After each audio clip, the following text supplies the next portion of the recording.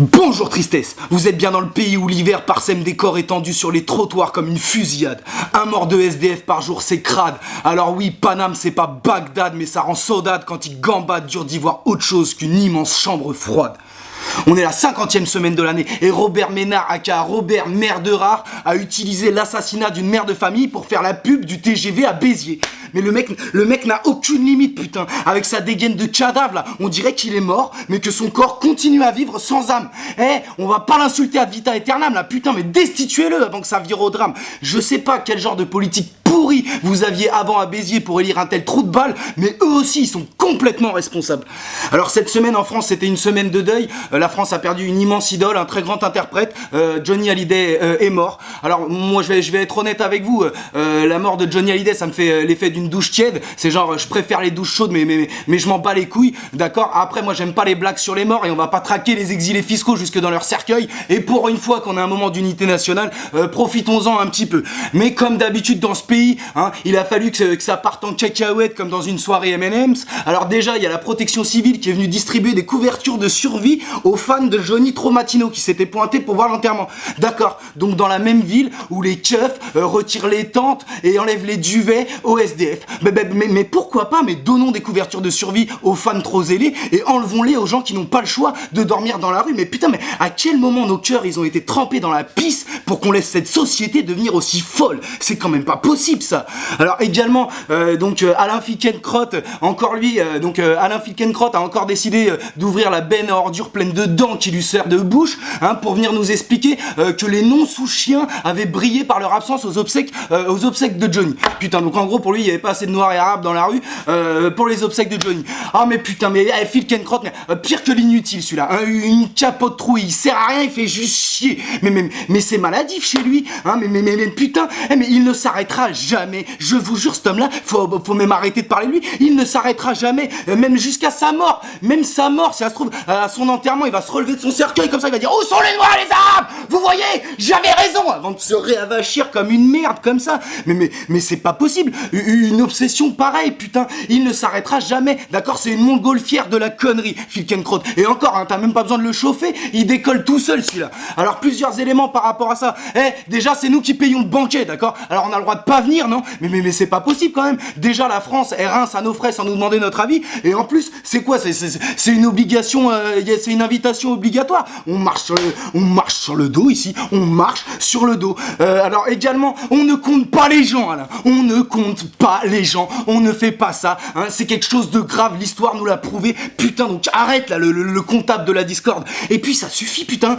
Alors il faut acheter tous les bouquins de Caroline Fourest. Il faut s'abonner à Charlie Hebdo. Il faut assister aux prêches de Chalgoumi, il faut descendre dans la rue à chaque fois qu'il y a un attentat terroriste, faut écrire des tribunes contre Tariq Ramadan. Mais putain, mais pour toi être musulman c'est un travail à temps plein, tu vas les lâcher un petit peu, merde, c'est quand même pas possible. Et enfin, tu utilises l'expression les noms sous chiens, donc tu reprends l'expression sous chien d'Ouria Bouteljak, t'es censé détester, d'accord, et tu légitimises cette expression.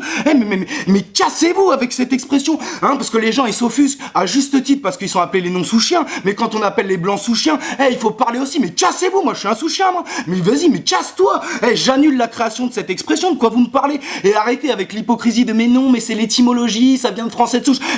Arrêtez de faire semblant de pas entendre la phonétique insupportable de ce mot, ça fait sous-chien, d'accord, on entend tous la même chose. Et de toute manière, même le concept français de souche, je suis contre. Alors cassez-vous avec ça, je suis pas un sous-chien. Arrêtez parce que ça agace tout le monde, Et surtout les bienveillants, d'ailleurs que les bienveillants, la preuve, les malveillants reprennent vos expressions. Donc arrêtez, cassez-vous de là, je suis un sous-chien moi, t'es un non-sous-chien toi. Ça n'existe pas, ça, barrez-vous de là. Alors également, il y a Gérard Collomb, Gérard Collomb, Alain Finkielkraut, on notera quand même que le nom que tu portes semble avoir une résonance sur le type de personnalité que tu as.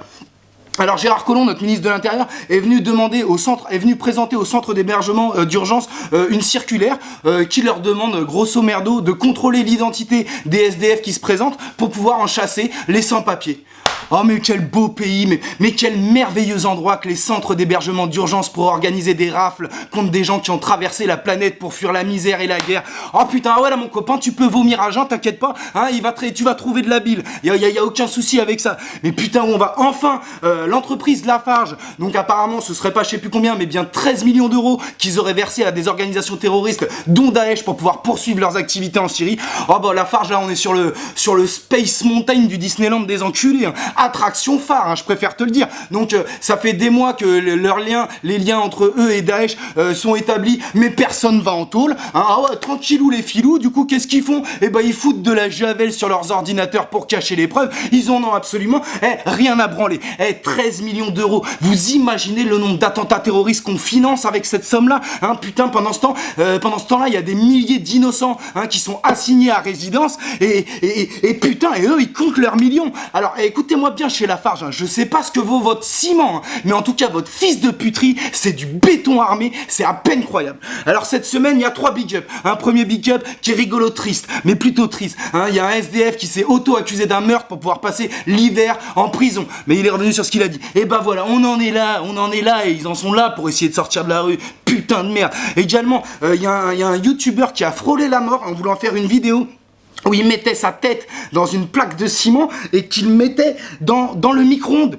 Et il a failli mourir en direct. Arrêtez d'aider les imbéciles à devenir connus. Ça pue l'accident à plein nez tout le temps. Ces gens-là sont faits pour rester dans l'anonymat. Ça ne les tire pas vers le haut, d'accord? Ça ne les stimule pas. Ok. Enfin, il y a un SDF qui est à l'aéroport. Il y a une porte qui est restée ouverte et il est tombé sur deux sacs avec 300 000 euros en liquide dedans. Mais putain, sans haine, ni armes, ni violence. Je te souhaite de te payer un bel été. Passe les frontières. Fais ta vie, mon copain. Tu vas te régaler. Régale-toi et félicitations à toi. On va finir par une petite citation. Qu'est-ce que le fascisme? Je ne sais pas. C'est une façon d'haïr. Romain Gary, encore lui, putain. Et bonne semaine de merde, les copains.